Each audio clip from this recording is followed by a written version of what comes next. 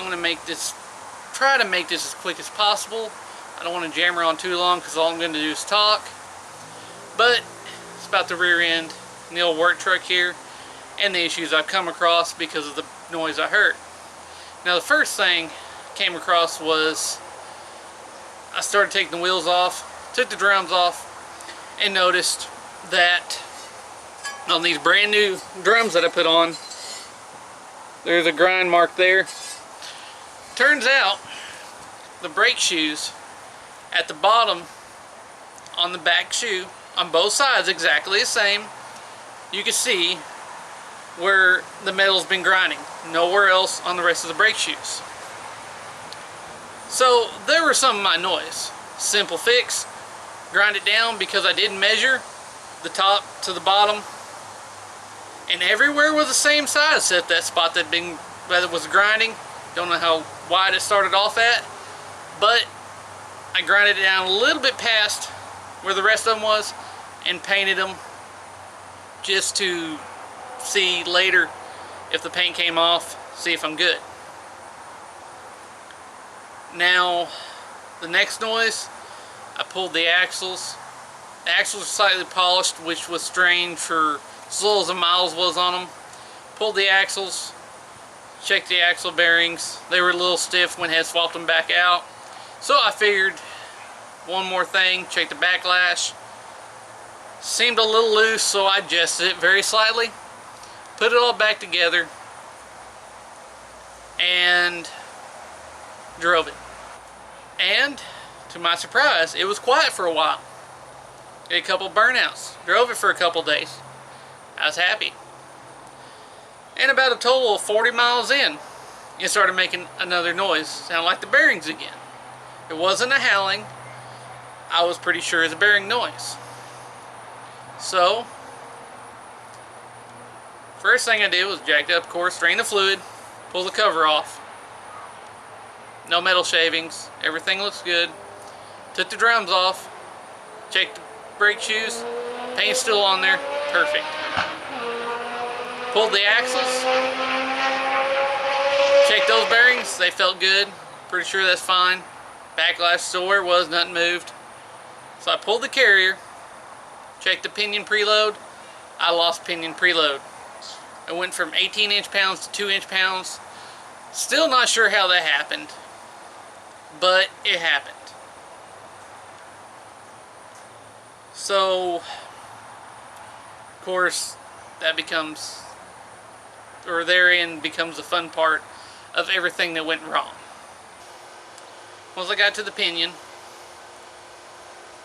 tried to tighten it up. It wouldn't go no tighter, so I couldn't get any more preload than 2 inch-pounds. Took it apart, took a shim out, went to tighten it back down. It wouldn't tighten down enough to take slack out of the pinion at all. So, had an issue.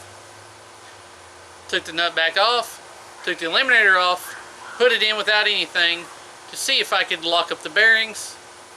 It wouldn't take the slack out again. Grabbed the last new pinion that I had. Tightened it down, locked up the bearings, thought I was gold. Put the eliminator back in without a sleeve, or without a shim, and went to tighten it down, felt like it hung up again. So I had an issue there. Pulled the nut off, or started to pull the nut off, and the pinion lost the threads. It literally pulled the threads off in a coil. Never had that happen before with a pinion. But been sitting for about 3 weeks now. Finally got through a summit. Old ring and pinion sent in. New one coming in. Hopefully I can get it put back together and get everything set up right. So I'm not sure what happened. So somewhere I lost preload, and of course taking it back apart or putting it back together, something hung up.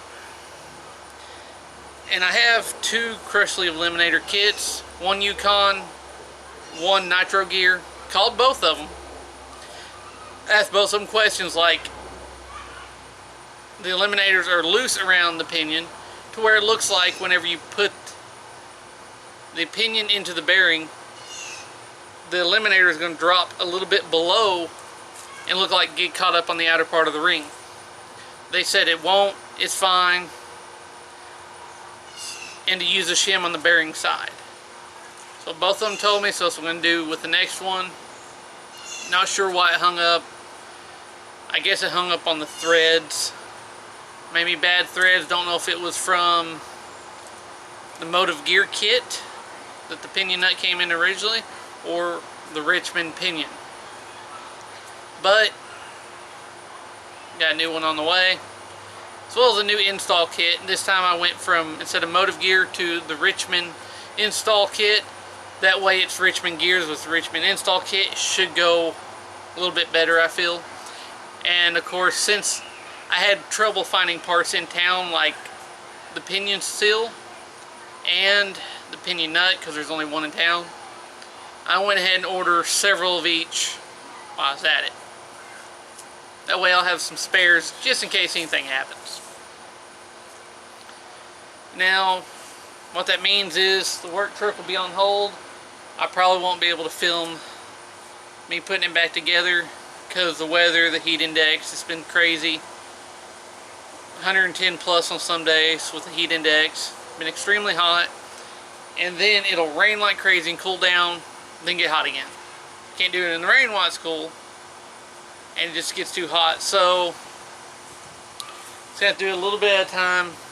Unfortunately, like I said, I won't be able to film with every project. You're going to come across hurdles.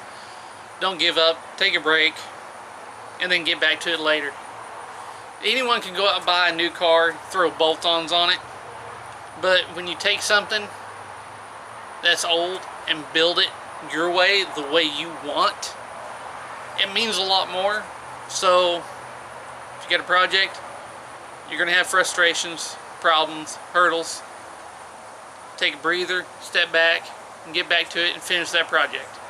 And of course, with all those projects, everything is a learning experience. You're not going to know everything right off the hand. Not everything is going to go perfectly smooth every time. Now, like the rear end on this truck, I am by far no expert at building rear ends.